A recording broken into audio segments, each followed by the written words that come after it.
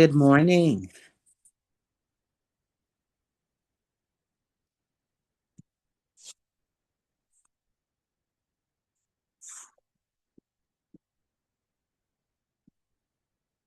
Good morning. Morning. Yes, good morning. Can anybody hear Miss Archer? I heard some responses. Okay, great. Let's wait for a few more persons to sign in, and then we would do.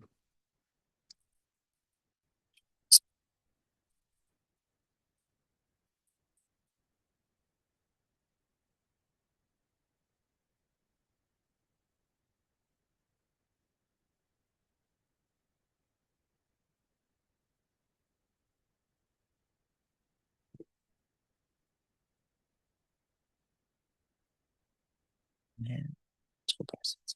Okay. So just wait a few more minutes for the other persons.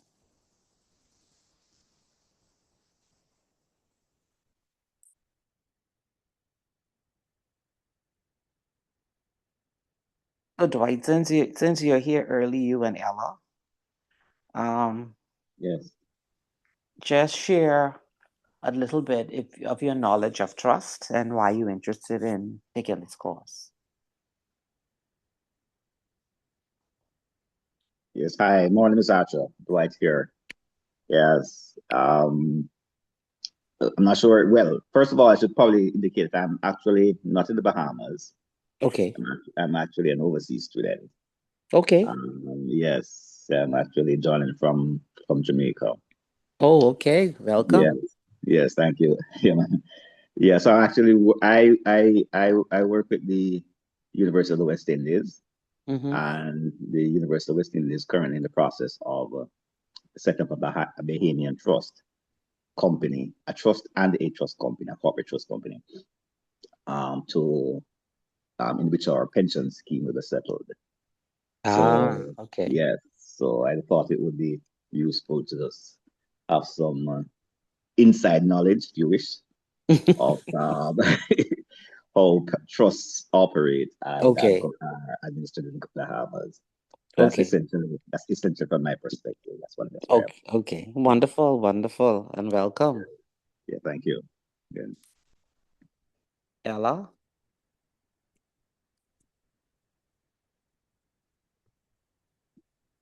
Ella, you're muted.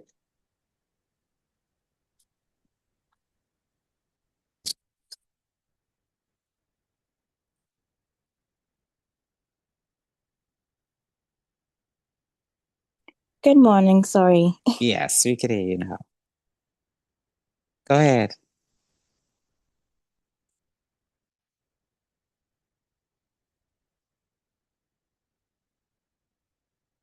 Ella, or Ela. Let me see. Is Ella or Elia? Elia. Elia. Oh, even better. Yes. Elia. Yeah. Okay. So tell us why you're studying or wish to study trust law. Okay, I am a graduate of Cambridge University. So I studied trust and wealth management with a minor in finance. However, I studied US trust laws. So Mm-hmm. now I'm interested in learning Bahamian trust laws. So Okay. that's why I took up the course. Okay. Wonderful. Wonderful. All right. So should we wait a couple minutes or are you ready to start? Um, we could wait a few minutes, Hello. please. Oh, see, someone's coming in now. I hear someone saying hello. Hi. My name is Monique Pratt. I don't know if I'm showing up. My my credentials are showing up. No, it just says Zoom user. Oh, need to fix Mm-hmm. that. Okay, but go ahead. Go ahead. So I'm Monique Pratt, and I I'm a novice for in the trust department, but Yes. I need a working knowledge because I do work for a trust company. Okay. Yeah. Okay. All right. All right. So let's get started. I think Miss Dean would have shared with you the schedule. So the first 3 classes you have with me, and we're going to go over the first 5 chapters. So today, because it's the introductory class, normally I don't like to go very fast because what I want students to try to understand the concept. And then, of course, I'm going to assign you homework. That homework isn't anything you're going to write, but it's the homework for you to download the trust law legislation and to begin just to read it, not study it, just read it. So you become familiar with the provisions within the Trustee Act. So with that said, can I now begin to talk about trust law? Yes, please. Sure. Okay. Yeah, please, sure. All right. Okay. Y'all sound excited, ready to go. All right. So when you talk about trust law itself, it's all about this whole experience at the very beginning of judges and how they actually executed their judgment in being fair and being just. So when you look at trust, it developed over time, and it developed over time using the principles that would justify being fair and being equitable. So anytime you talk about a trust, you always say trust was developed from equity. And from those equitable principles, remedies for the solution of legal matters came out, and those remedies you will see as we move on are a part of how judges make their decisions, referring to trust issues. So, this word trust itself is a concept that you have to understand. Trust has to be distinguished from other legal interests and equitable interests in property. So, under a trust, a legal interest in property, that is the formal ownership, will vest in the trustees. And the equitable interest, which is entitlement to benefits, are vested in the beneficiaries. So make a note right there, because that same sentence I just said in terms of the legal interest and the equitable interest, we will come to that later. I'll explain to you what that means. So the equitable interest, which is vested in the beneficiaries, and that gives the beneficiaries their income or proceeds from capital from the trust. So in the Bahamas, trust law and administration evolved over time. And if you go to the central bank's website and you look at the list of trusts, you will see that this whole concept of providing trust services is a part of our financial industry. And a lot of clients come to the Bahamas to establish trusts based on the legal framework in the Bahamas. So surrounding all of this legal framework, there are certain key things that you have to keep in mind for trust business.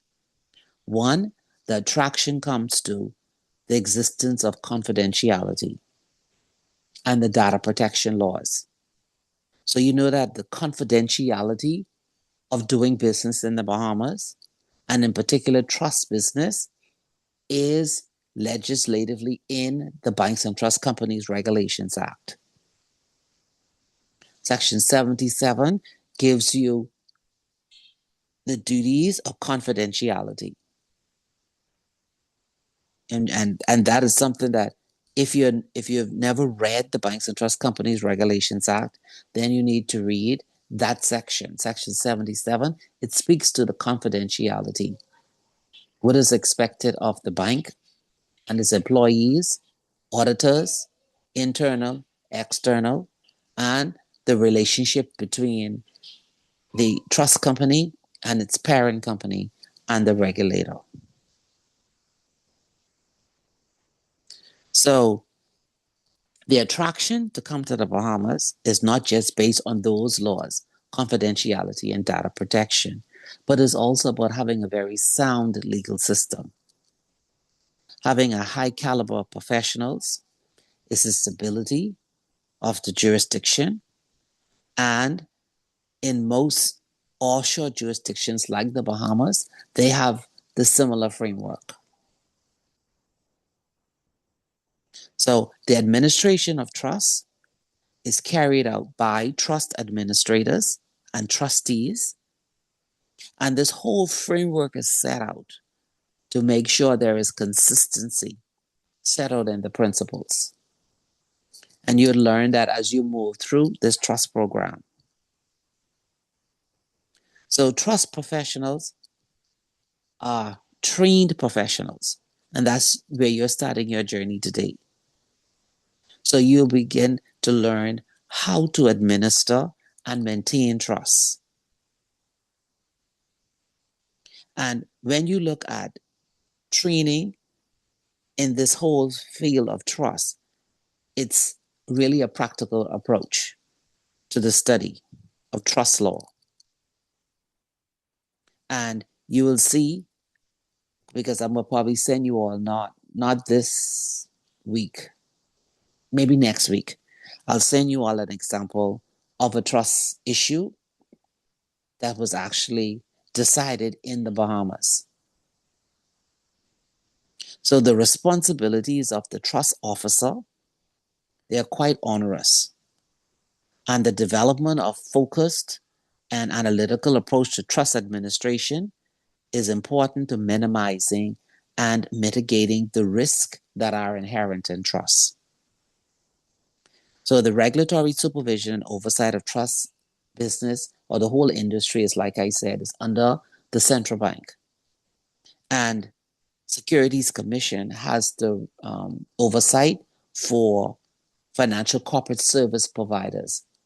And financial corporate service providers is the engine that drives the incorporation of companies to facilitate this trust industry.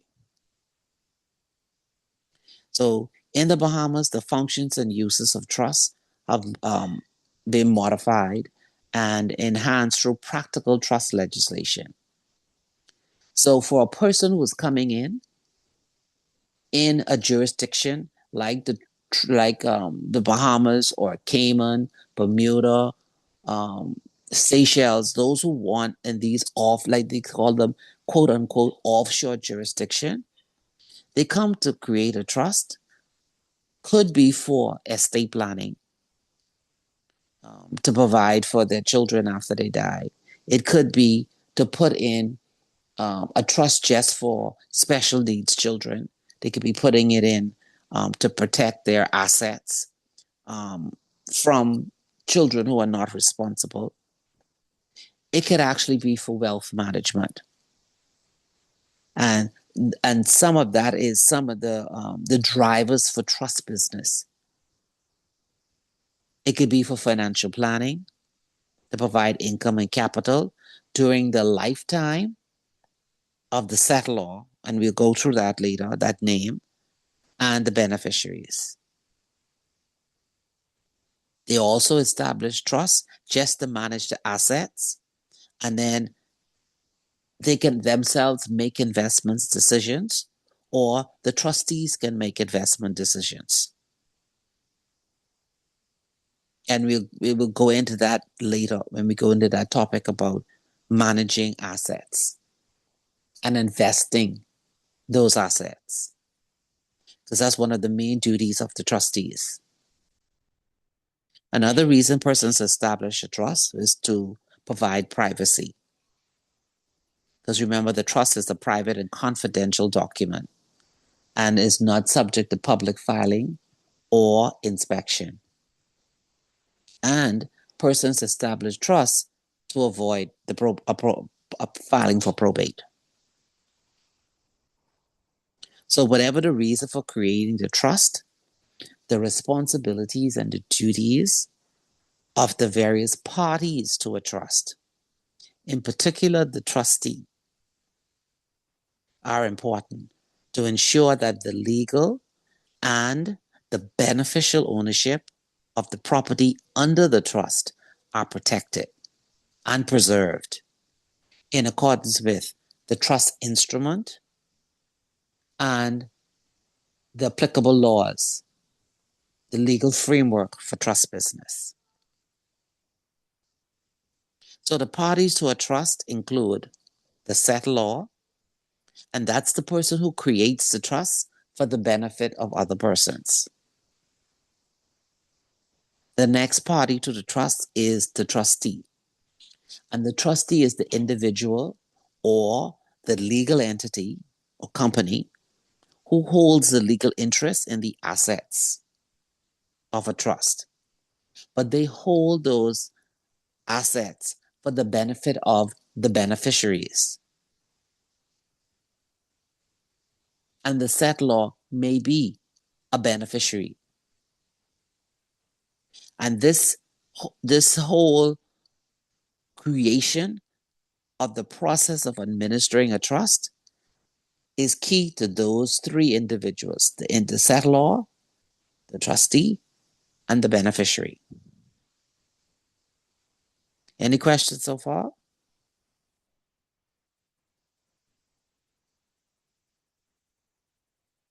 No? So the legal No rights, question. okay. So the legal rights and actions of the beneficiaries, as well as the duties of the trustees, are important to first establishing a trust and identifying whether there could be any legal liability owed by the trustees for any existing potential breach, or the right of the beneficiary has to be recognized and enforced.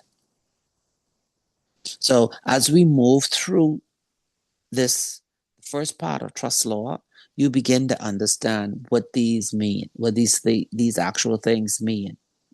Because the trustee has duties, and those duties is what he actually have to carry out. Because if he doesn't, or he doesn't do it in compliance with the trustee or the trust legislation, he can be sued by the beneficiaries. So actions for breach of trust do not have the statutory protection of law under the Trustee Act, but there may be other actions on the part of the trustee that can be protected by legislation, provided the trustees discharge certain legal obligations.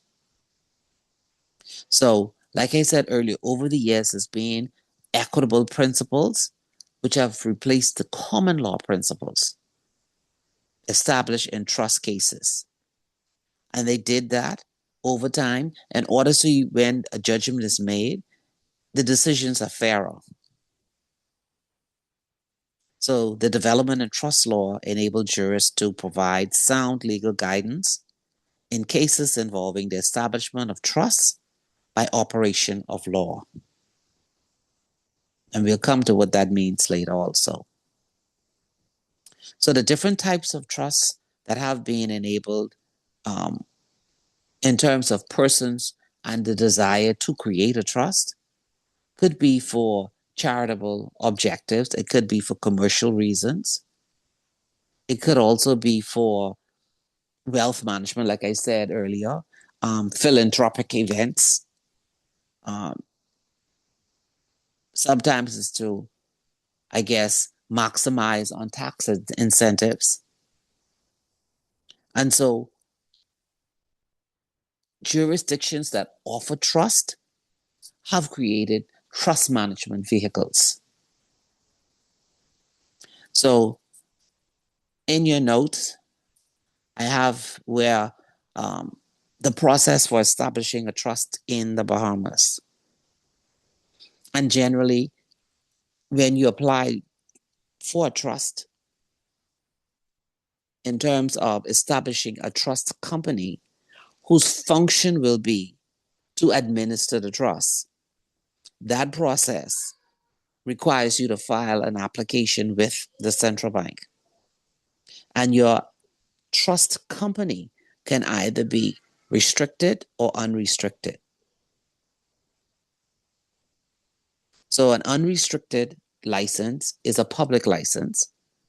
And once you obtain that license from the central bank, you can actually conduct business with anybody who wishes to establish a trust. Now, a restricted trust is a license where you're only allowed to carry on business for a specified number of persons.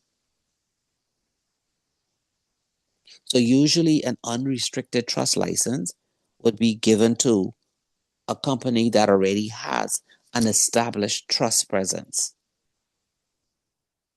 And a restricted is maybe a small group of trusts, can be for one settlor or can be different settlors. So in your notes, I've set out what the requirements are in terms of if you actually wanted to establish and obtain a license to conduct trust business. So if there are no questions, I'll just leave that because that's normally not a part of your examination. This is just for information as to what's required if your employer wanted to establish or is in the process of establishing a trust company. Yeah. Okay? So that's what that's about. Now I want you to look at the hello? Sorry. Yeah, hi. Sorry about that. Yeah, I had my hand raised. I'm not sure. I see it. Yes. What's the protocol? Do we just can we interject or just raise our hands and you Just respond? interject. Interject. Okay, just want to be sure of that. Yes. Okay, so I had a question Go ahead. regarding you made a point earlier. I kind of missed the essence of what you were saying. Okay. In terms of actions when there's a breach of trust. I didn't quite follow that little section where you were looking at saying what are the once it's a breach of trust, there's some implication. Okay. So all right. So breach of trust, you'll come up to this later, but what it means is that a trustee has a duty. He has duties and duties that he must adhere to, but he also has protection in the legislation. So if he carries out his functions and he is in compliance with legislation and also with the provisions within the trust deed, sometimes things do happen. Decisions are made whereby a trust can probably incur a loss. Funds may be transferred to the wrong person. So the trustee himself must carry out his duties and he has to do it diligently. And that's why it's always required that they become experienced, knowledgeable persons. But on the other side of that, that's the third party to the trust, which is the beneficiary. The beneficiary has, just by being a beneficiary, a right to sue. And that right is to sue the trustees for breach. That means any actions that they have taken that I, as a beneficiary, am going to lose income or I am going to lose capital. So we'll talk about that breach of trust further down. Okay. Okay. Yeah. Just one other clarification. In term when the trustee is carrying out his duties, does the trustee have to be an expert in his particular field, or is he required to take advice from experts? Because he may not be, for instance, be a financial advisor, or does he need then and he's doing investments. on the behalf of the trust, would he need to take advice from a third party who is an expert in the area? Yes. Okay. And the law permits him to do that. Now, Okay. the key to that again, for a trustee not to be sued, is he has to, even though he has engaged an investment company or an advisor, he has to make sure that whomever he hires has the expertise and the knowledge. Okay. So it's not say, okay, my friend does this. Let me call my friend and let him give me an advice. Throw him a little bone. No, it don't work that way. You have to find persons who are professionals who can give you the answers that's required and also meet all of your legal requirements in terms of compliance with the trust law and with the trust deed. Okay. Yeah. It's a very onerous job. Yes. All right. Okay. So in the Bahamas, we have the Trustee Act. And that's your homework for next class, is to just read that act. But in addition to that, if you are very zealous, we also have the Arbitration Act, the Fraudulent Disposition Act, the Trust Choice of Governing Law Act. We have the Perpetuities Act as amended, and we have the Rule Against Perpetuities, the Abolition Act, the Banks and Trust Companies Regulations Act, which I just mentioned. In particular, you will be looking at Section 77, which addresses confidentiality. The license application is, like I said, if just for your information as to the process for obtaining a license from the Central Bank of the Bahamas to conduct trust business. Exchange control, again, that has to do with the registration of land within the trust itself. And then going down is the Proceeds of Crime Act, which is all a part of the AML, anti-terrorism, financial transaction reporting, and its regulations. And then the Financial Corporate Service Providers Act, like I said earlier, which has the responsibility for overseeing the incorporation of companies that is a part of wealth structuring. And then the FIU and its regulations for reporting suspicious transactions. So at the end of your chapter, there's just some self-assessment where you can actually see after you finish reading it and digesting whether or not you understand what you would have read in the introduction. So let's move to Unit 1. So when you look at trust itself and the whole concept of trust and where it came from, I said to you earlier that trust developed from equity, looking at legal principles in order that when decisions are made, they are fair, they're equitable. So from over the years, the development of trust, equitable maxims came out. And these maxims are a part of the reasonings that judges use when there are issues that are being brought before the court by the beneficiaries. First one is equity will not suffer a wrong without a remedy. That's the first thing. Second, equity follows the law. Third, where there is equal equity, the law shall prevail. Where the equities are equal, the first in time shall prevail. He who seeks equity must do equity, and he who comes into equity must come with clean hands. Delay defeats equities, and equality is equity. Equity looks to the intent rather than the form. Equity looks on that as done, which ought to be done. Equity imputes an intention to fulfill an obligation, and equity acts in personam. So all of these equitable maxims were actually a part of the decision making over the years into what we do now as trust business. So these equitable maxims is what you will see when you read the judge's decision in a trust matter. So now let's just wrap our minds around what is a trust. A trust is a legally binding arrangement between the three parties that I mentioned earlier. So in a trust, the trustee holds, manages, and administers the assets that were originally owned and transferred to him by a settlor. So when you think about a trust, it is an actual equitable obligation.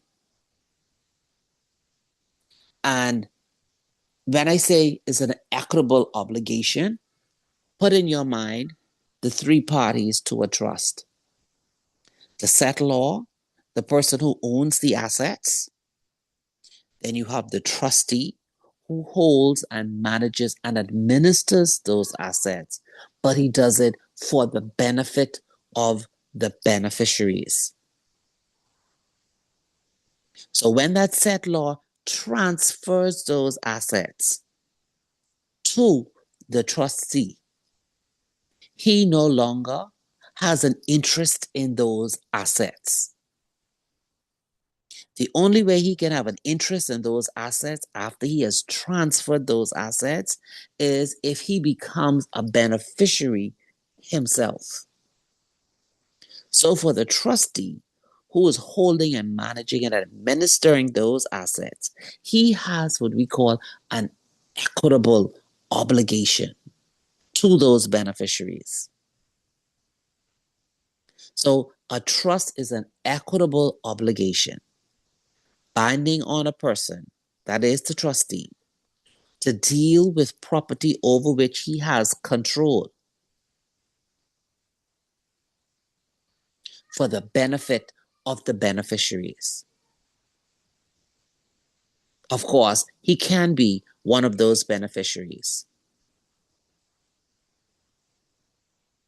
So any act or neglect on the part of the trustee, which is not authorized or excused by terms of the trust instrument or by law, is called a breach of trust. So a trust itself can be in different categories. You can have a simple and special trust. You can have a statutory trust. You can have an express trust, executed and executory trust, completely and incompletely constituted trust, private trust, public trust, discretionary trust, fixed trust, protective trust, secret trust, charitable trust, purpose trust, implied and resulting trust, constructive trust. All these different categories of trust doesn't mean that someone can come and say, I want to establish an implied and resulting trust. Because that's not a type of trust that can be established. Most trusts fall under a discretionary trust, a fixed trust, protective trust, secret trust. Implied and resulting trust has to do with the actual establishment of the trust arrangement between the parties. So when you look at a trust and you understand the concept of a trust, which is a trustee who transfers his assets to the settlor who transfers his assets to the trustee for the benefit of the beneficiaries, you have to distinguish that relationship from other relationships. So look at a trust versus a term that you use in banking called bailment. A trust and bailment, they differ. It appears to be similar, but they are not. Bailment could only be made of chattels. Chattels means your personal property, jewelry, you have any other gold bars.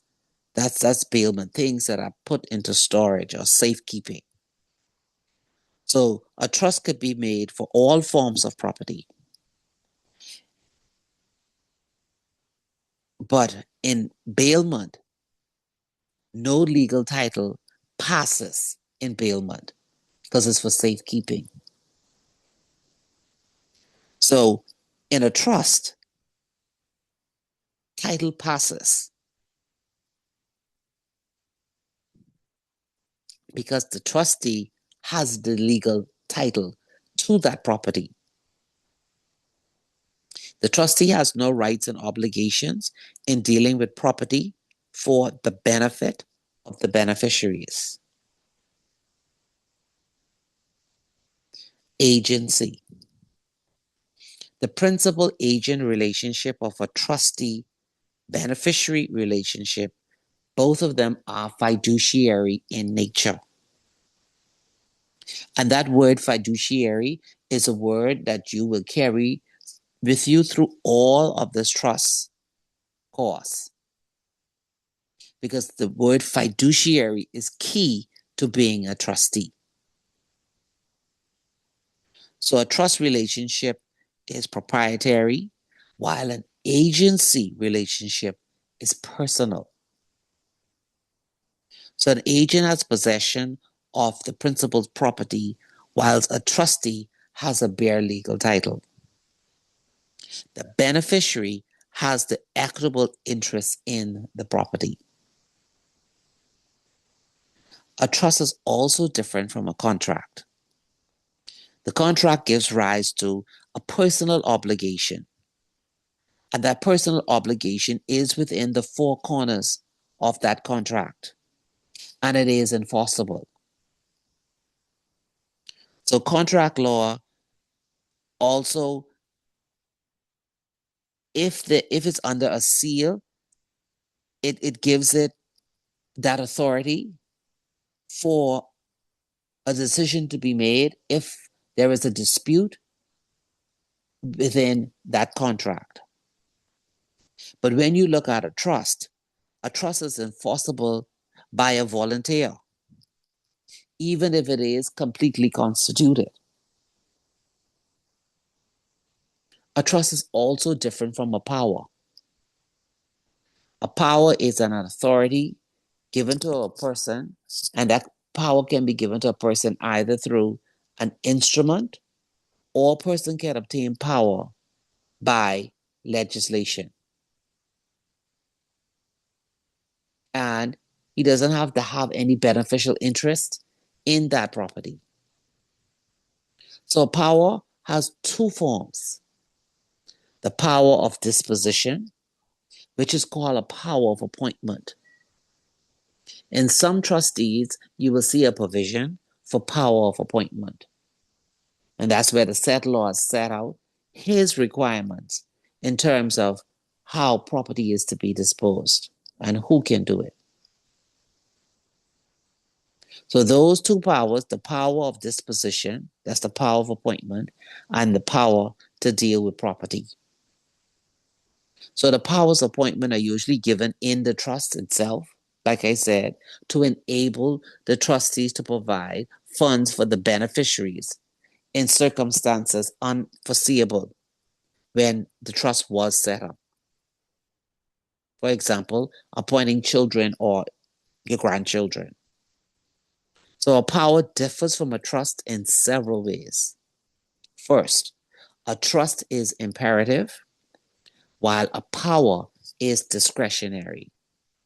That is, one is directed and the other has no obligation to act. So a trust is equitable, whereas a power may be legal, such as a power of attorney. A trustee is a fiduciary, whilst a holder of power may not be a fiduciary. But you can make a note here that there has been decisions made where a power holder has been classified as a fiduciary. A trustee may not release his trust, but a power may be released by the holder. So in this whole distinction here of a trust versus other agencies gives you a clear idea of this whole concept of quote unquote trust. So again, as a part of this whole concept, the parties to a trust are the settlor, that's the person who creates the trust, who walks into a trust company and says, I wish to establish a trust. Can I speak to a trust advisor or someone from your trust department who can advise me as to the types of trusts that I can establish for myself or for myself and my family? That person is called the settlor. And that settlor, when he walks into that trust company requesting to speak to a trust professional, at that time, the assets or the property that he owns, he has both legal and equitable title in those assets. Because he has to have both in order to transfer the legal title to the trustee and the equitable title to the beneficiaries. So the settlor is the first party. The trustee, which can be a person or it can be a licensed trust company, then holds those assets that are being transferred to him or to the company by the settlor on behalf or for the benefit of the beneficiaries.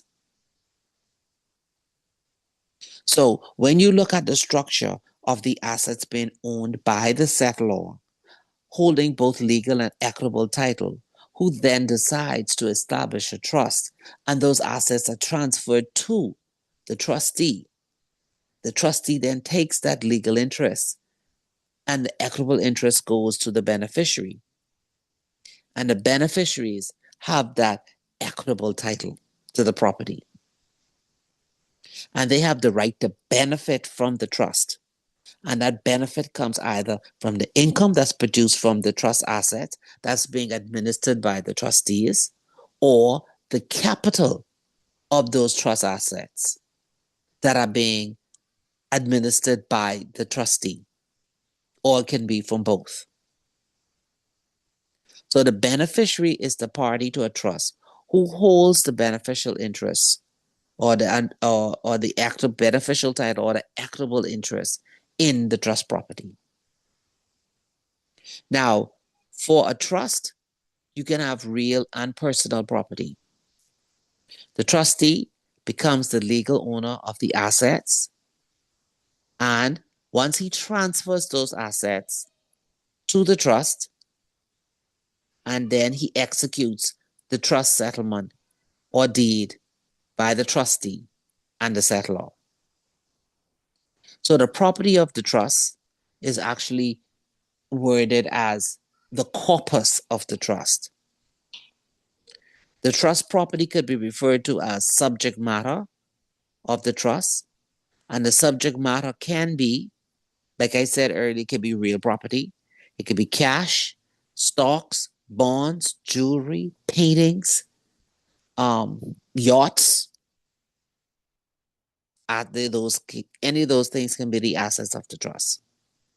So you can see just from looking at the assets of a trust, the onerous expectation of a trustee being a fiduciary and being able to manage and administer the assets of the trust. So the settlor normally agrees with the trustee in advance that he's willing to be trustee of the trust. Because what you have to realize is that as a trustee, his duties and responsibility are, like I said, onerous, and he has a personal liability. So in a trust structure, you can have more than one trustee, and that depends on the nature and the extent of the law or the assets, or it could be as the wishes of the settler. So the beneficiaries of a trust may receive payments from the trust for the duration of the trust for specific general or specific or general needs in accordance with the provision of the trust settlement or the deed. So certain beneficiaries may also receive capital. I have a question. Go ahead. You have mentioned that a trust can have two trustees at once. Yeah. Would those two trustees be active at the same time, or would one be a successor trustee? You can have both. Oh. Mm-hmm. So in the aspect that they have two active trustees, would they need to pass, let's say, a distribution by both trustees? Or would one hold more power than the other? Or would that all be stated in the deed? That's stated in the deed. Oh, okay. Yeah. Right. Because don't forget now, it depends on, first thing you have to look at is the property, the corpus of the trust. How it is, what makes up the corpus of the trust. And then you have to look at the value of the trust itself. So in some instances where someone is just starting out and they start out with 1 million, 2 million, that's small. But when you look at a trust that's holding 100 million, 50 million, 60 million with assets all around the world. Okay. You get it? Yeah. Yes. Thank you. Mm-hmm. So only beneficiaries of a trust can enforce the provisions of the trust deed. Only beneficiaries can bring a legal action against trustees of a trust. The settlor can enforce the provisions of the trust, or they can seek legal action against the trustee if he is a beneficiary, and only in his capacity as a beneficiary.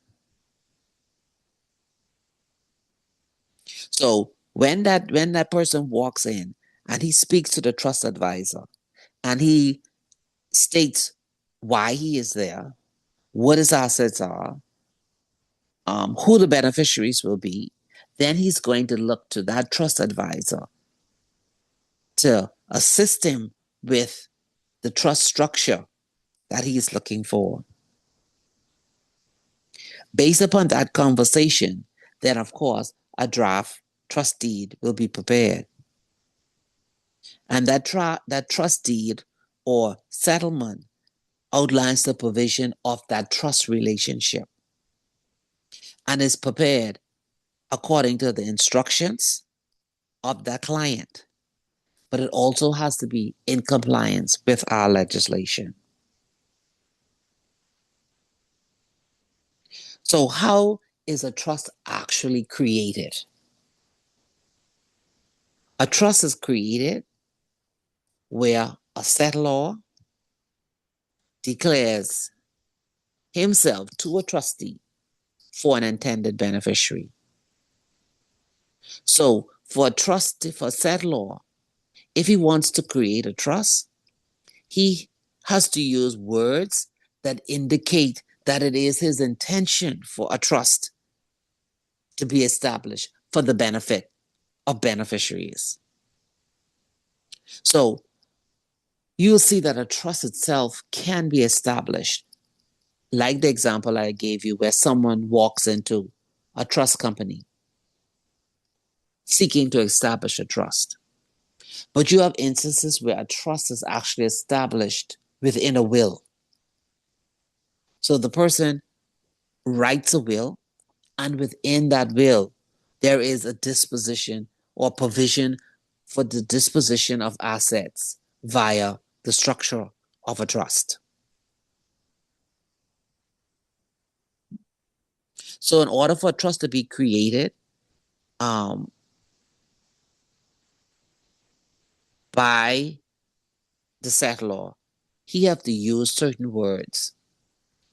So certain words like, I declare myself to be the trustee for you of the subject property, and that the beneficiary is to obtain the equitable interest in the property.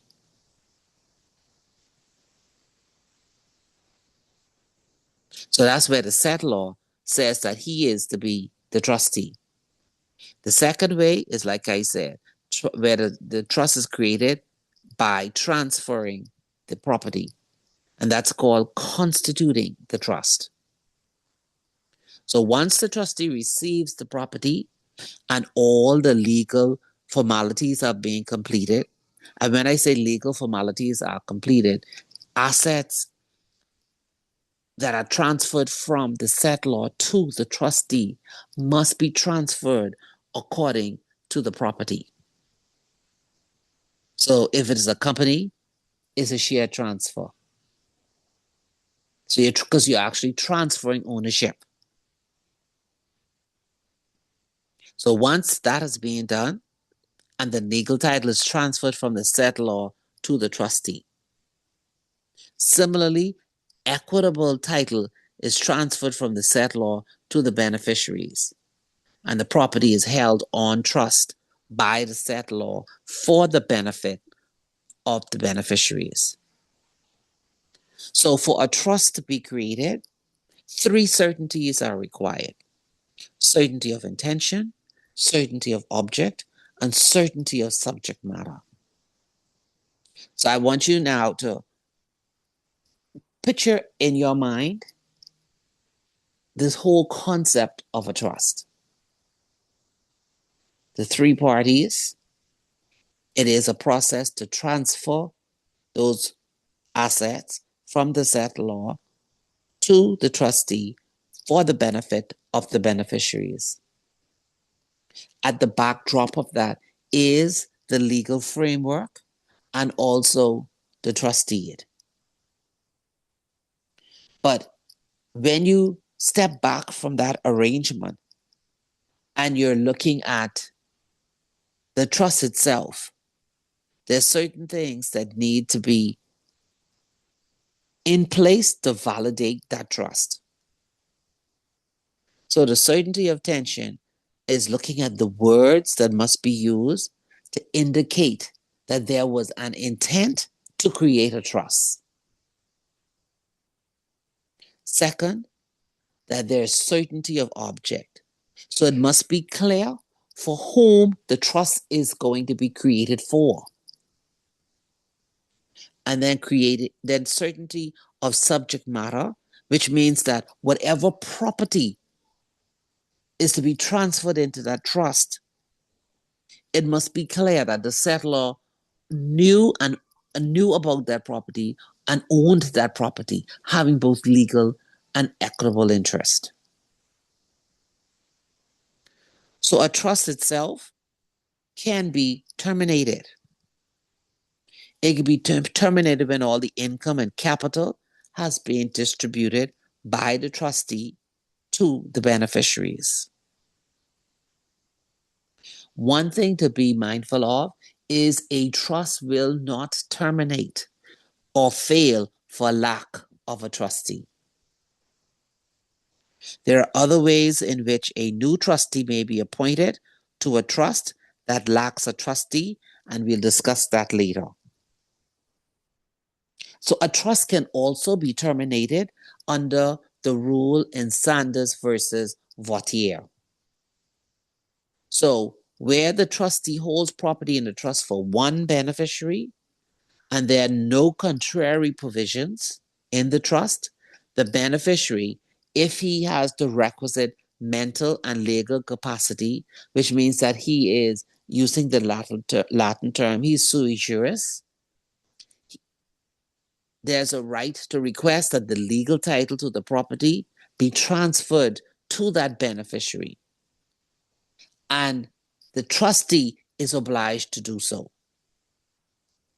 So both the legal and equitable interest in the property is vested in the sole beneficiary, and the trust will then terminate.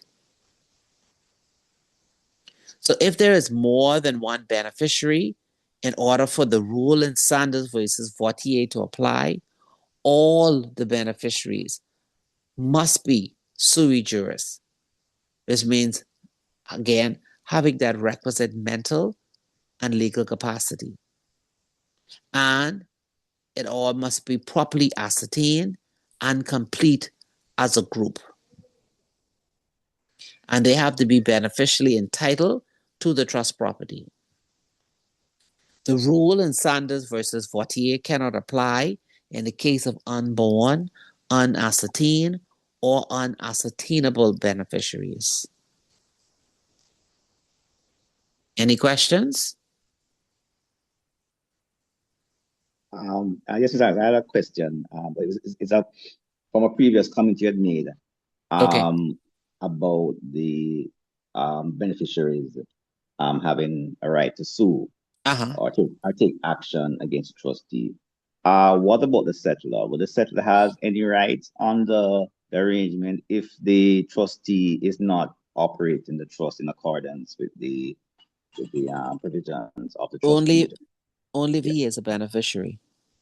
Only if he's a beneficiary. Mhm. So there's no action that the settlor can take against the trustee No. once a suit is established. No. Now, if he wants to bring an action against the trustee in terms of the contract that he signed up to establish the trust, that's different. Mm. But once he has transferred those properties, no, unless he makes himself a beneficiary. And that making himself a beneficiary can happen post the initial establishment. Yes, he can. He can always add beneficiaries. Again, he can add it. But the thing is that provision must be in his trust deed. For him to become a beneficiary. Yes. Oh, at some point. Okay. You see what I'm saying? So when you draft that trust instrument, you put in the provisions that's tailored for what you want. Yes. Okay. Okay, gotcha. Yeah. So whenever you the lawyers or let's say for your action, once they set out the purpose for creating the trust, once they have decided that they need a trustee and that trustee meets the requirements that they're looking for in order to manage those assets, yes, then you move into looking at the standard provisions that's in a trust deed in accordance with the laws where that trust is to be established. And then you have to tailor it to the need of the beneficiaries. Okay. Because let's just say you take those assets, you take some of them, you invest them in stock, say a marijuana field. Yeah. And you begin to lose money. And the beneficiaries are expecting that when they see, and they have that right to request information.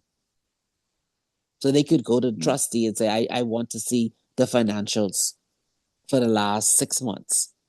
And they see that they're losing, the trust is actually losing money. And they sit down and they ask why. And they say, well, we invested in this. You'll see as we go through the course, when we do the chapter on investments, there's a framework for that.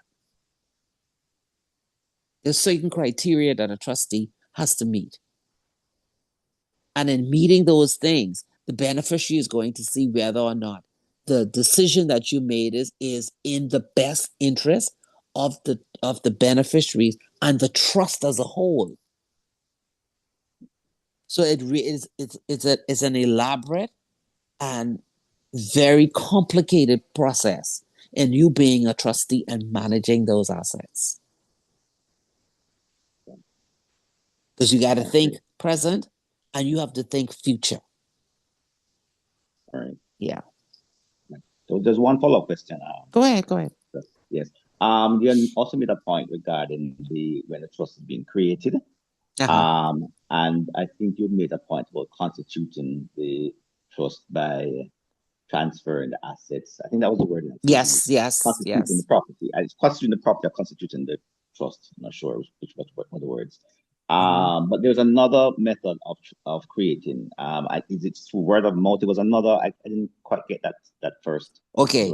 All right. Processes. So you can constitute a trust, like my example, where a man walks in and he asks for a trust to be established, and he has his listing of his assets, and he's brought all of his documents, his legal papers to validate that he owns those properties outright, that there are no liens against those property.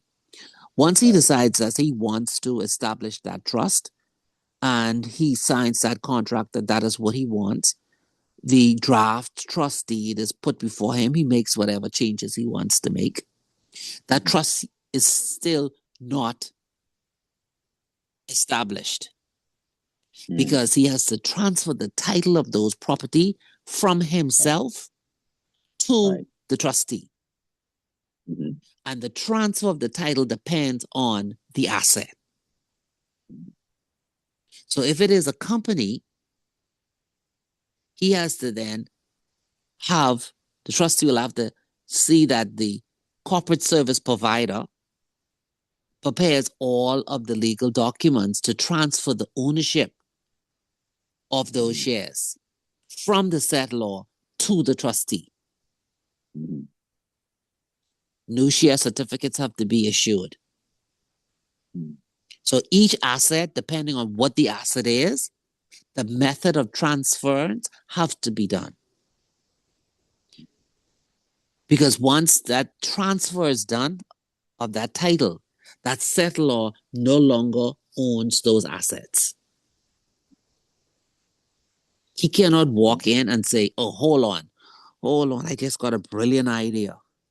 I need to rent or lease out my yacht. Someone is offering me at least $500,000 every 6 months to lease my yacht. Can't. He no longer owns it. So whoever that person is who wanted to make an arrangement with him, that now has to go to the trustee. Because don't forget now, the trustee has to administer those assets for the benefit of the beneficiaries. So those trustees, if that comes before the trustee can say, all right, let's look at this. Let's look at this business.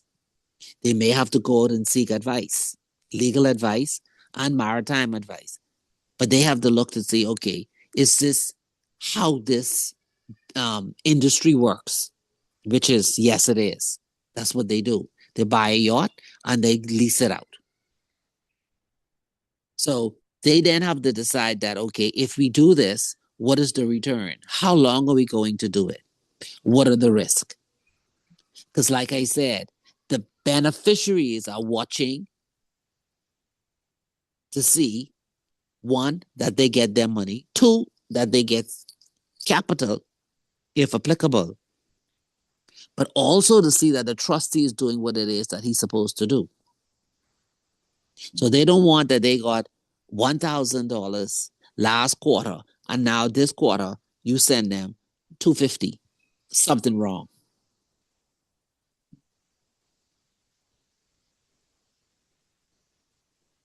So an express trust is where the person walks into a trust company and say, I want to establish a trust. So there are different types of express trusts. One is a non-discretionary fixed interest trust. And that type of trust is where the beneficiaries are entitled to a fixed share of the assets of the trust. And that's normally defined by the settlor himself when he's establishing the trust. And the right to such entitlement can be enforced by the beneficiaries of that trust against the trustee. So I give you an example. I give 20,000 to my trustee to divide equally between my children, John and Mary. Or I give $20,000 to my trustees to hold for my children, John and Mary. So in those two examples, the trustee doesn't have to deliberate as to whether he's investing or not investing. It simply says he give it to them and it should be split equally. Or he has to hold it until the children come and make a decision as to what they want to be done with those funds. Now, discretionary trust, which is the type of trust that most wealthy persons would request, is one where the trustee has a discretion as to who receives income and who receives capital, or both. And the distribution will be made and determined by the trustee when he exercises his discretion. So you'll see as we move further into this whole trust business, you will see why the role of the trust administrator is so important. So in that discretionary trust example I gave here is I give $20,000 to my trustee, and this will be written, can be written in a will.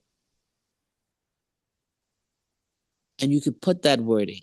I give $20,000 to my trustees to provide between those of my children they consider most deserving in their absolute discretion. So just reading those words, you could tell that this is a discretionary trust. A part discretionary, part fixed interest trust is where the trustee acts on behalf of or for the benefit of a certain class of beneficiaries during their lifetime, and thereafter exercises his discretion in favor of another class of beneficiaries. So when I say class of beneficiary, what do I mean by class? Anybody knows? So class means my children or my nieces or my nephews. That's a class of beneficiaries. The next type of trust is a revocable trust. A revocable trust is there's a provision within the trust deed, and in that provision in the trust deed, it says whether or not the trust can be revoked by the settlor. And the revocation of the provision can be done in part or in whole at any time. And it could require the trustee to reconvey or transfer the ownership of the assets to the settlor to revoke the trust. So whether a trust is revocable or irrevocable, that provision is put within the trust deed. Now, the transfer of trust itself. The modern trust law that the transfer of a trust from the original trustees resident in one jurisdiction to new trustees resident in another jurisdiction has to be made again in accordance with the trust deed. So a trust can be established in one jurisdiction and it can be transferred to another jurisdiction. The key to it is that the legislation from the existing jurisdiction has to be in compliance with the new jurisdiction. So within the trust deed again, there is a provision for the proper law of the trust. If the trust deed is silent on the proper law, then the proper law that will be applied would often be that with which the trust is most closely connected. So consideration will be given to such factors as the place where the actual administration of the trust is being carried out.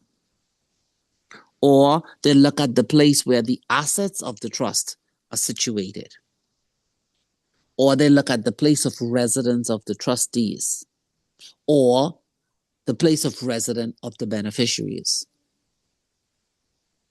So even though a settlor could choose to have a trust administered by trustees in a jurisdiction different from that from the proper law of the trust that is in the trust deed, it is always advisable that he chooses the proper law of the trust based on where the trustees are resident. Because the courts look at the proper law of the jurisdiction and you get more protection should a dispute arise.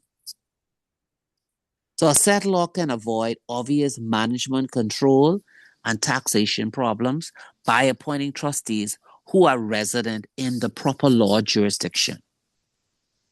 So in most trust deeds, there'll be some provision that cover the power to change the proper law of the trust from one jurisdiction to another. And the proper will often be given to the trustees of the trust with a deed or a declaration is executed to effectuate that change. Now, it should be noted that reference should also be made in the trust deed of the desire to change the law of the forum.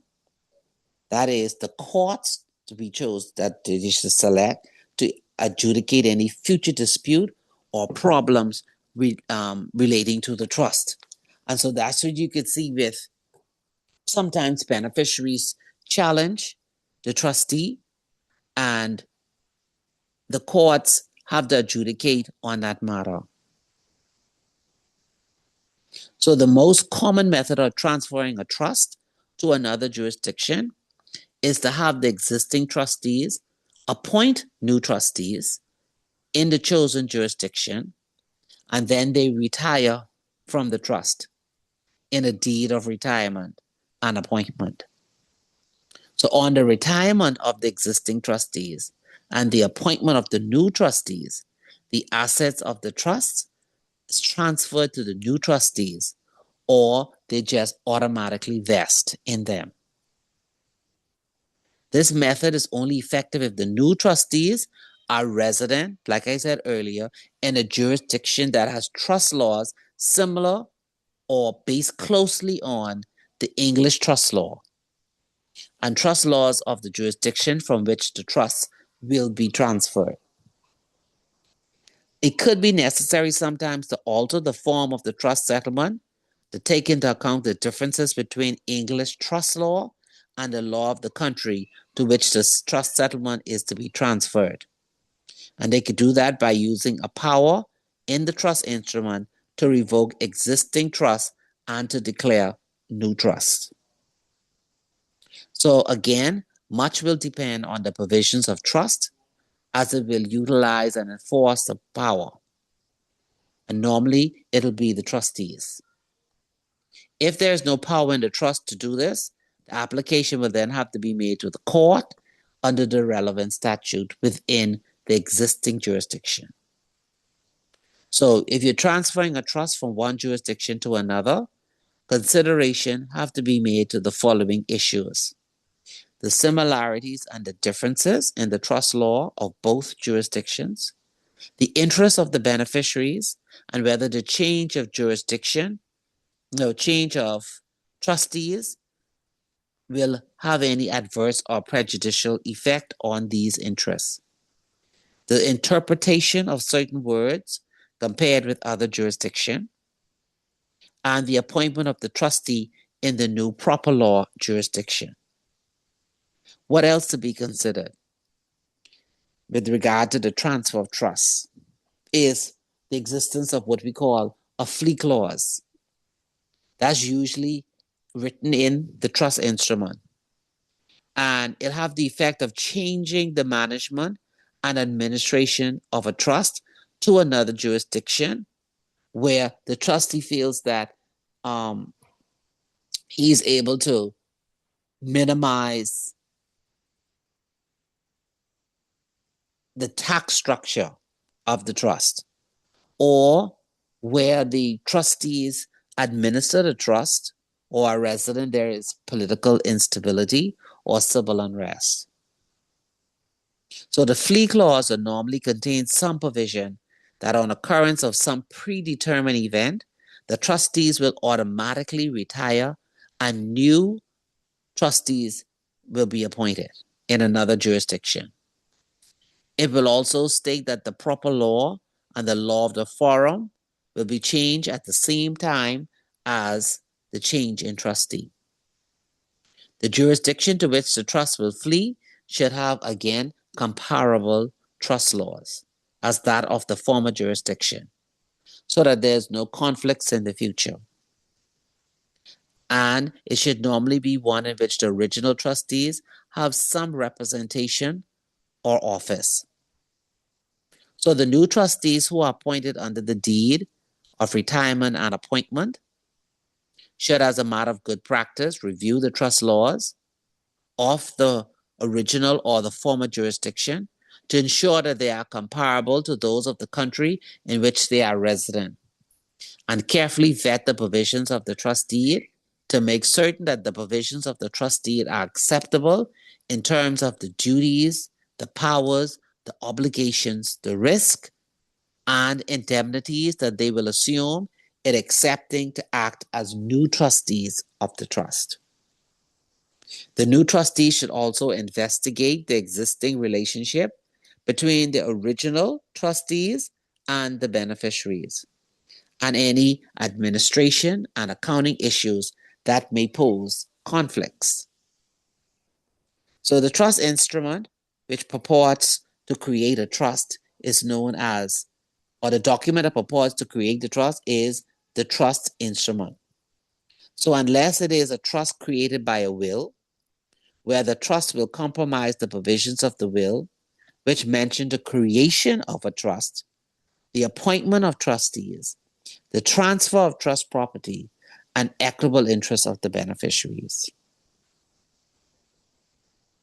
So, a properly drafted trust instrument will include the parties to the trust, like I said, along with the trust property, the trustee's duties, the trustee powers, certain powers of appointment, the right of the trustee to receive remuneration, the exercise of a trustee's discretion, an exoneration clause from liability for breach of trust, the power to make capital and income payments to beneficiaries, and the variation and termination of trusts.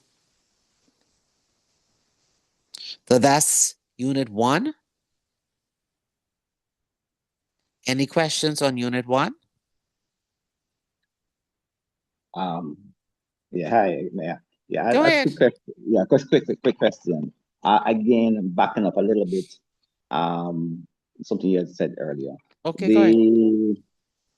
I asked a question about the rights of the settler to Yes. to the trustees. And he said that he didn't have such a right.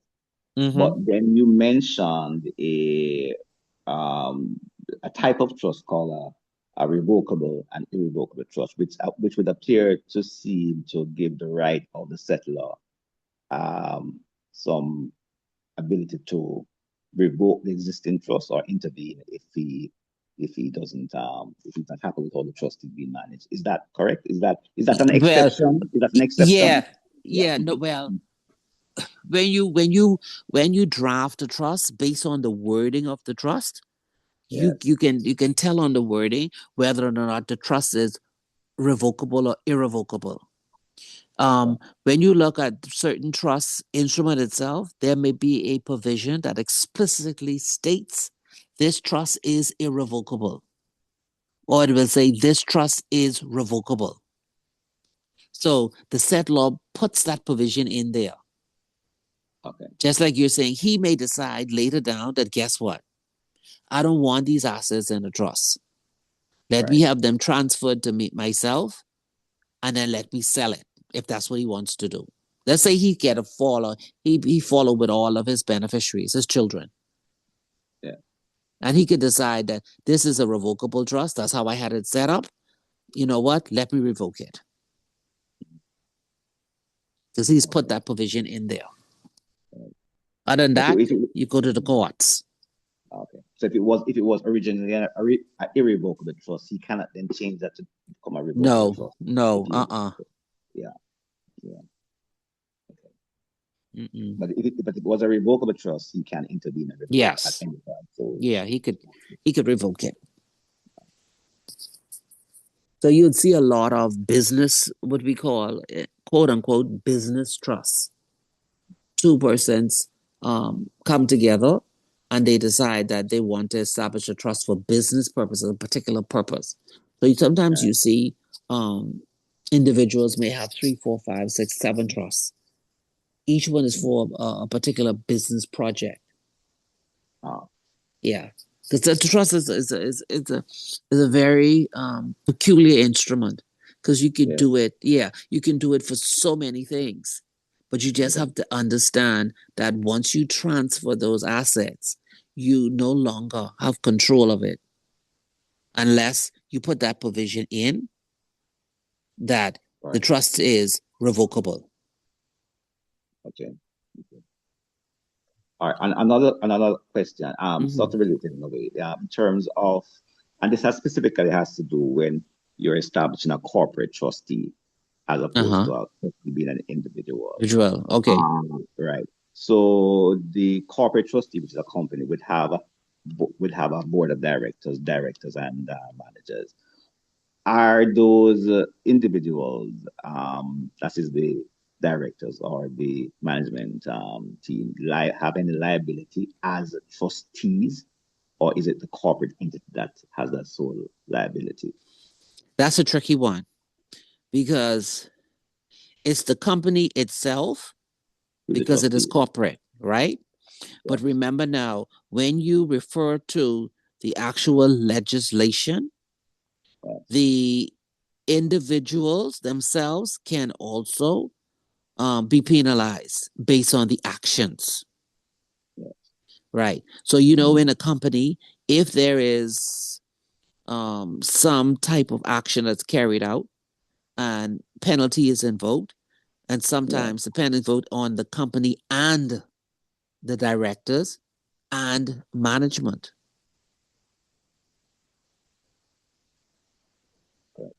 Mm-hmm. Yeah. Okay.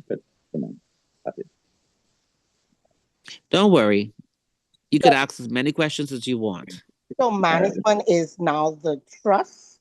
Who would management be?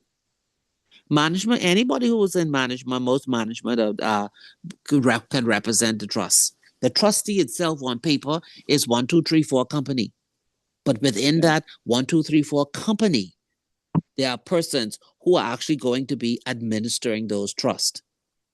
While they administer those trusts on a daily basis, they're administering those trusts in the name of 1, 2, 3, 4 trust company. Because that issue always comes up with those persons who are carrying out those functions as to their liability, whether or not they can be sued in their individual capacity. Now, something that can happen if the property, the assets of the trust, there has been some malfeasance by the actual employees of the trust company. But all the action that the management carries out is carried out as an employee of the trust company.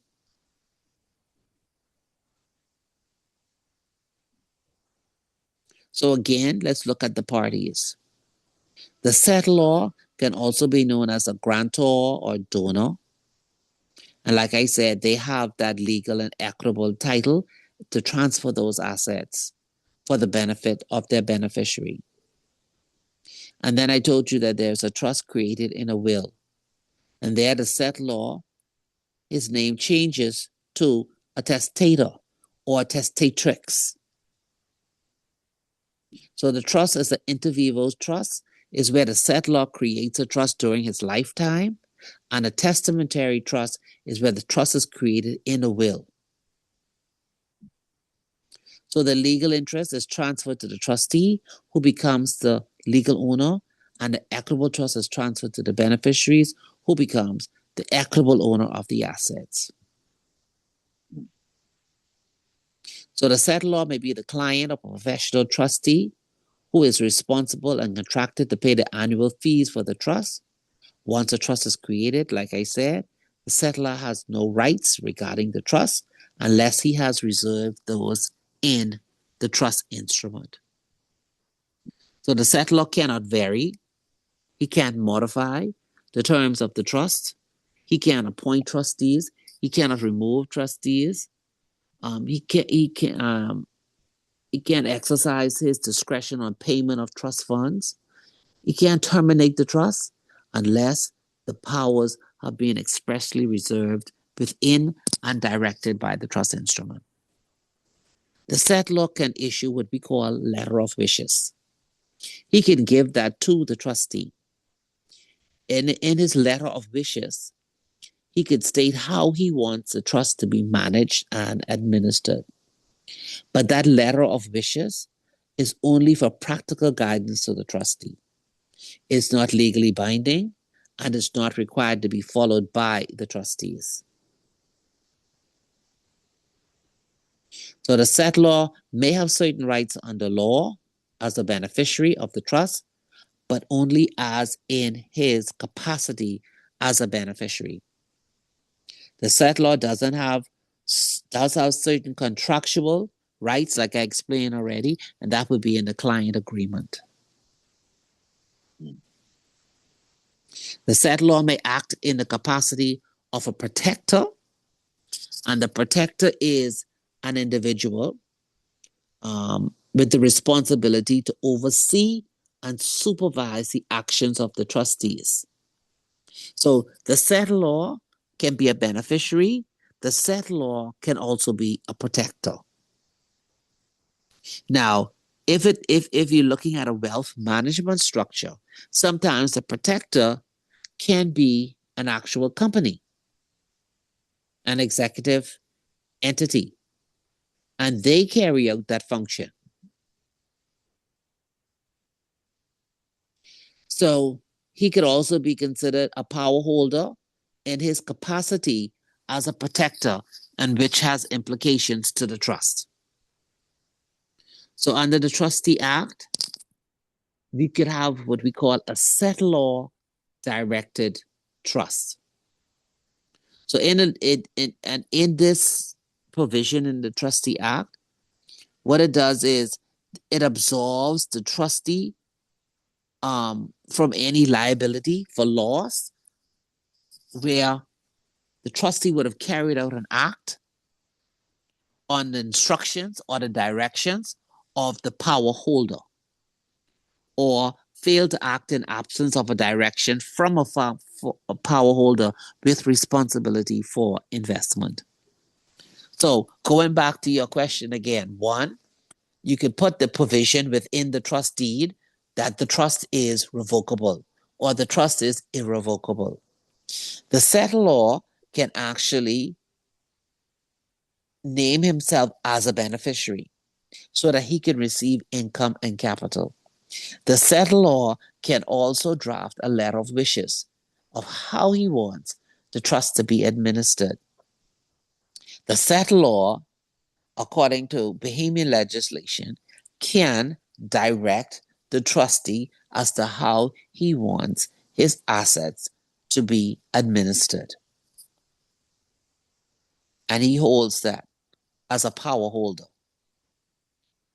So a power holder is any person holding a power in relation to a trust.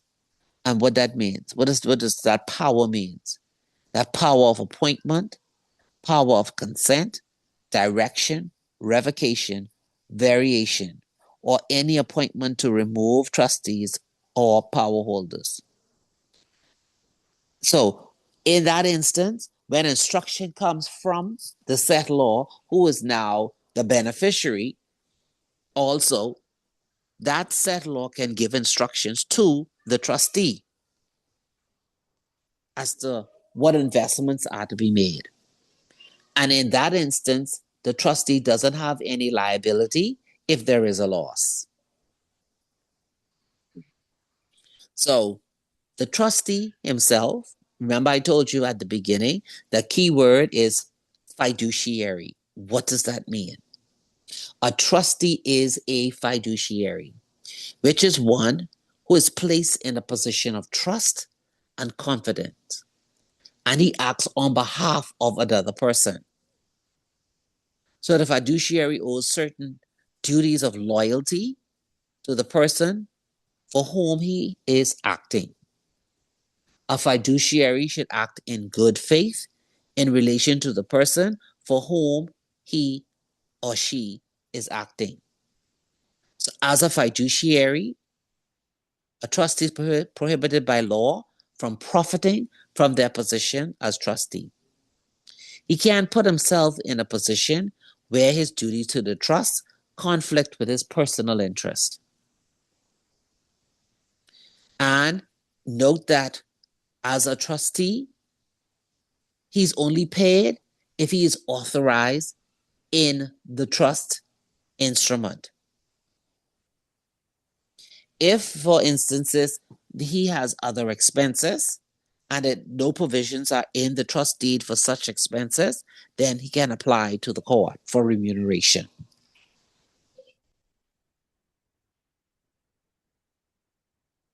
So the trustee may be appointed by the settlor in the trust instrument at the creation, and then during the trust to replace a trustee who has died, either resigned or has been removed, or by the beneficiaries and or the court.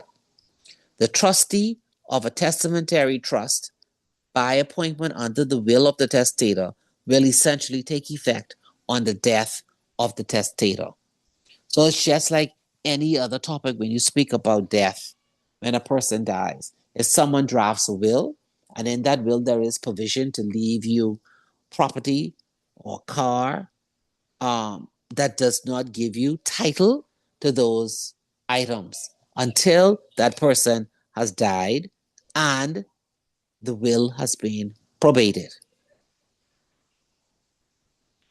So a trustee once appointed will be required to act in accordance with the trust instrument and the trust law. In the course of the administration of the trust, the trustee will be given his duties and his powers. So his duties and his powers will be in the trust instrument, but he also have to be familiar with the trust law. He is obliged to perform his duties under the trust in accordance with the provisions of the trust instrument, and he may use his discretion in the exercise of powers under the trust. Whatever the case, the trustee must act and exercise his discretion and decision-making powers in the best interest of the trust and an equal and fair treatment of all beneficiaries. So I said that a trustee is a fiduciary. And with that, he has now certain general duties that he must carry out as he acts in the stand of a fiduciary. So his duties are to get the trust property into the trust, familiarize himself with the trust instrument, administer the trust in accordance with its terms, to act in a fair and impartial way to the beneficiaries. While the trustee is not under duty to distribute the income or capital, he must consider whether to distribute the income or capital on a regular basis. He has to keep trust accounts. He has to provide beneficiaries with information in accordance with the trust law. He has to take reasonable care and skill in the administration and management of the trust. He has to invest in investments authorized by the trust instrument. He has to protect and preserve trust property from unnecessary loss. He has to act in good faith in the best interest of the trust and he must not make any secret profits. So he can delegate certain duties to another person if the terms of the trust instrument allow him to do so. However, he can't delegate his discretionary powers to distribute to a beneficiary, because he may be liable for loss suffered by the trust due to his reckless and negligent actions of the agents whom he delegated. And if he didn't take proper care to appoint, select the agent properly, and supervise him adequately. So all this is saying is that with the trustee and his general duties, the 12 general duties, he has to be very careful when he is making investment decisions. He cannot delegate his discretionary powers to distribute to a beneficiary, because he may be liable for loss suffered by the trust due to reckless and negligent actions. So he has to take proper care as to who he appoints or selects to assist him with dealing with the trust assets. So the beneficiary. The beneficiary, again, has the equitable interest. The beneficiary may be an individual who will be named by name or by description. The beneficiaries can be in a group or class: children, grandchildren, nephews, nieces. The beneficiaries may also be known as the class, and they could be comprised of the settlor's heirs, meaning anyone who is entitled to inherit property on the settlor's death.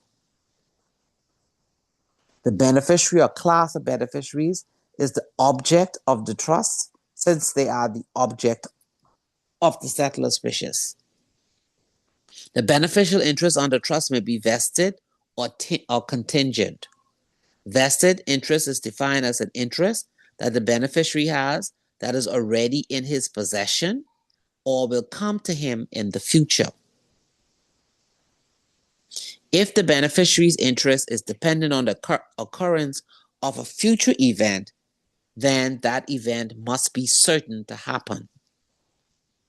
So contingent interest is defined as an interest that a beneficiary has that is dependent on an event that is not certain to occur and is not a vested one. A contingent event may be the beneficiary reaching the age of 18 or 25. In this case, the beneficiary may die before reaching the required age. Therefore, there is no certainty in them attaining their interest. This interest may be the death of another person. No, this interest may be contrasted to the vested interest, which is dependent on the death of another person. And the beneficiary's interest is based on a certainty and not a contingency. So as a beneficiary, he has certain rights under law in relation to trust and trustees' administration. Both statutory and common law require that the beneficiary has the right to information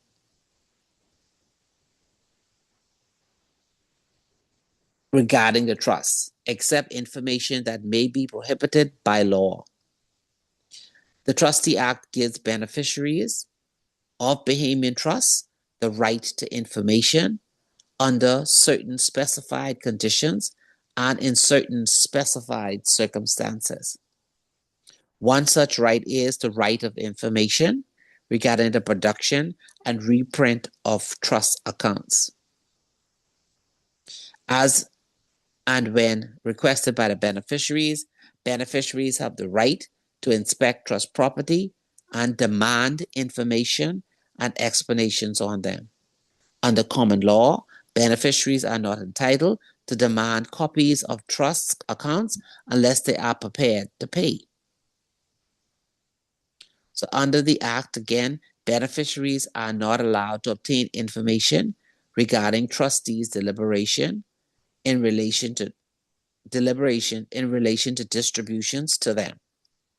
So beneficiaries cannot demand documents such as minutes of meetings, correspondence between the trustees, particularly those which may specify the trustee's reasons for the exercise or non-exercise of his discretion in a discretionary trust.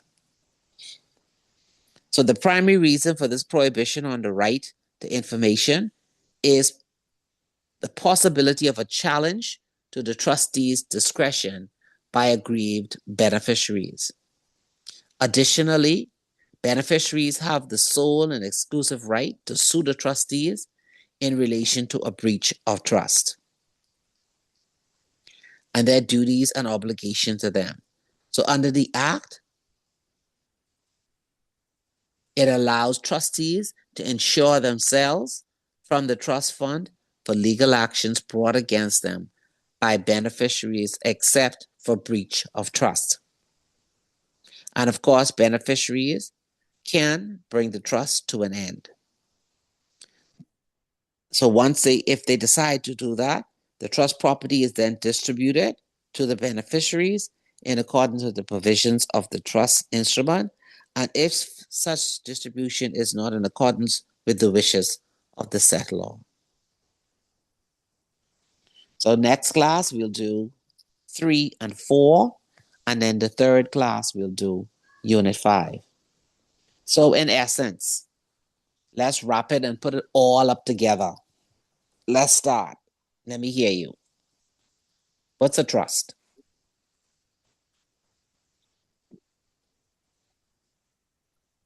An act of You're going in and out.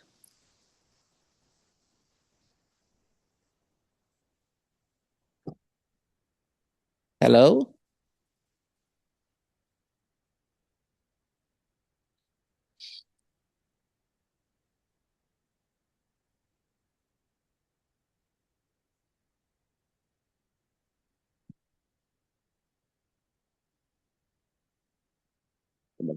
Okay, now I can hear you. Coming back. Okay, what's a trust? Should I go? Yeah, you could go. You could go. We try. Well, somebody was answering before. That's what I thought. Yeah, but then it went. Yeah. So go ahead. Well, trust a lot of things, but I think what I picked up is that trust is a legally binding arrangement. There are 3 parties to a trust, which is the settlor, trustee, and the beneficiary. The key aspects of that is that the settlor transfers to the trustee the legal rights to the property, while the beneficiary holds the equitable rights to the property. The trustee retains the legal rights, and the beneficiary has the equitable rights to property. There are quite a lot of other things in terms of types of trust. The whole long list of those. I think the key thing there is what I got from the distinction between the revocable and irrevocable trust. The settlor is not allowed to sue the trustee in the event of a dispute, except in situation where on a revocable trust, where they can take action if they so desire to do so. There are quite other things, but I think that's some of the key things I picked up. Okay. Yeah. Bean, what do you want to add?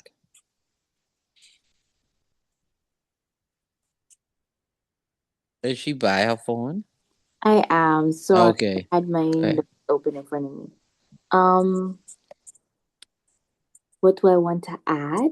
Yes. Elaborating, he did mention the revocable and irrevocable trust. Those are 2 types of trust. Mm-hmm. To add on to that, revocable trust, basically, that is when a settler would make mention inside of the deed that he has the authority to make changes to the will, to the trust. Mm-mm. He can. He can revoke. He Mm-hmm. has the rights to make changes.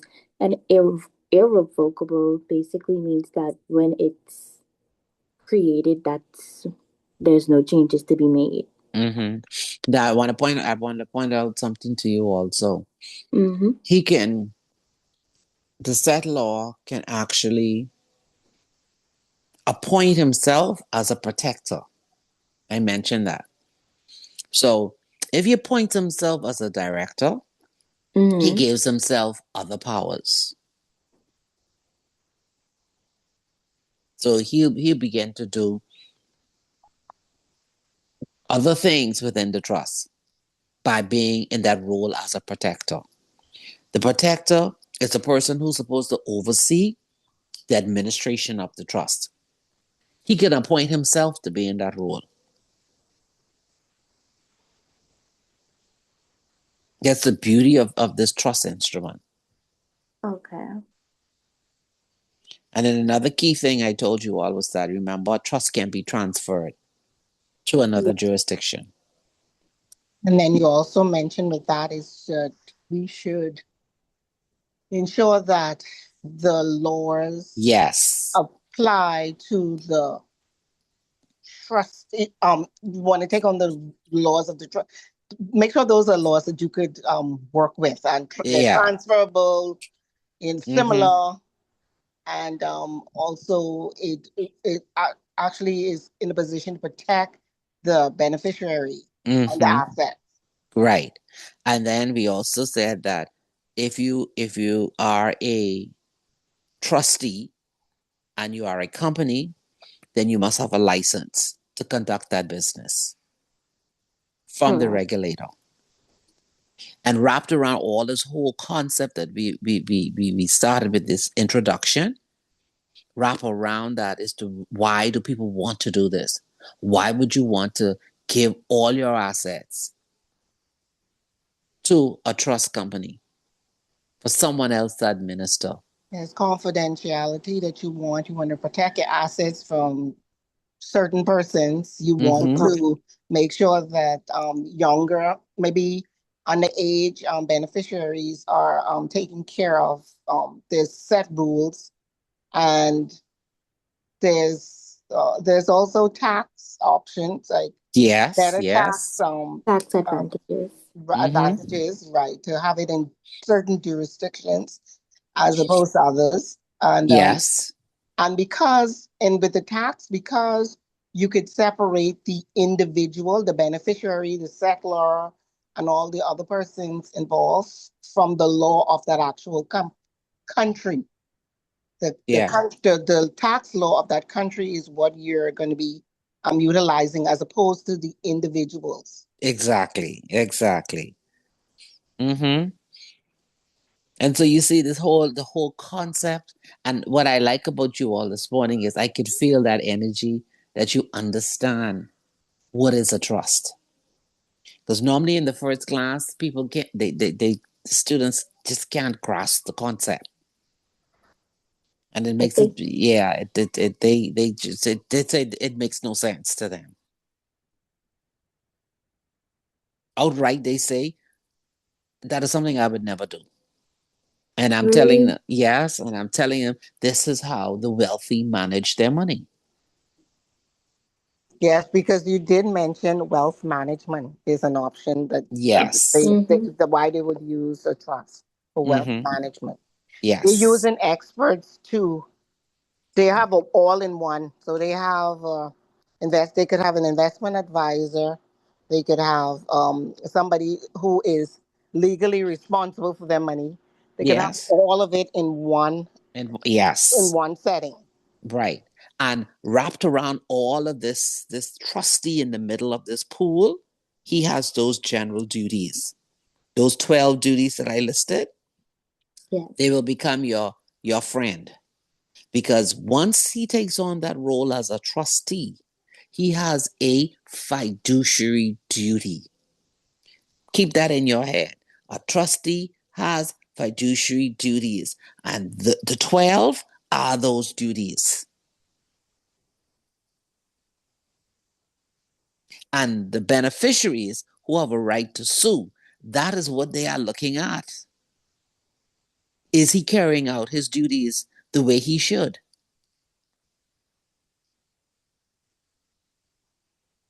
I have one question Go that ahead. I wrote down about the beneficiary with the right to information. Mm-hmm. If I am a beneficiary with you and the other class members, right? Mm-hmm. And we have equal, okay, the settler, all the provisions were made, right? Mm-hmm. I get more than the rest of you. How how will would I lose like a confidentiality if you know that I'm getting more than you? Or how would you have the right to know? You don't have the right to know that. Oh, you just have the right to know what I only have the right to know what I am getting, Yes. not the whole document to say No. that this is No. No. so That is much. no. Okay, No. okay, No. okay. All right, I understand now. Right. And you will see when we go further down and we speak about the role of the trust administrator and what is required of that person, then you'll see how important confidentiality is. There are certain documents that beneficiaries cannot see. They can go to the courts if they wish, but certain documents you cannot see. Now, with all of these changes in data protection legislation on one hand, and normal citizens speaking about the right to information, that's when sometimes you see the clash in the courts as to whether or not the information requested by the beneficiaries, do they really have the right to see that? So what I'll do for next class is see if I can find a case where beneficiaries would have made an application to the court on the right to see documents.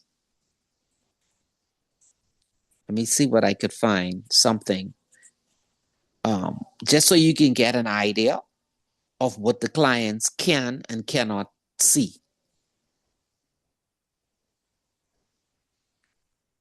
So I think today we did very well.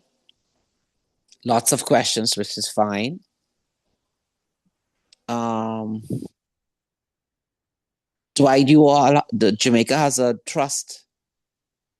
trustee act?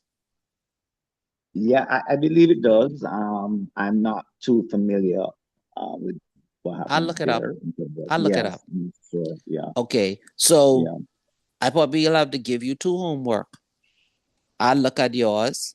At the same time, I'll send you ours. I'll send ours for everybody to read. Okay. Yeah. And I just want you to just read it. So what we'll do next class is I'll pull up ours and I'll go through the sections so you can understand, and then I will do your legislation the same way. Okay, Okay. that's fine. All That's right. good. That's good. So Thank you. not a problem. So Okay. I will see you all next class. Happy reading. And like I say, if you wish, write your notes so the concept stays in your mind.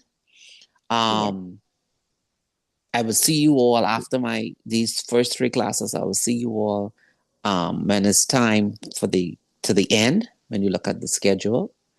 I'm going to tell you now, I don't write multiple choice questions. I don't write fill in the blanks. Okay. I'm letting you know. This.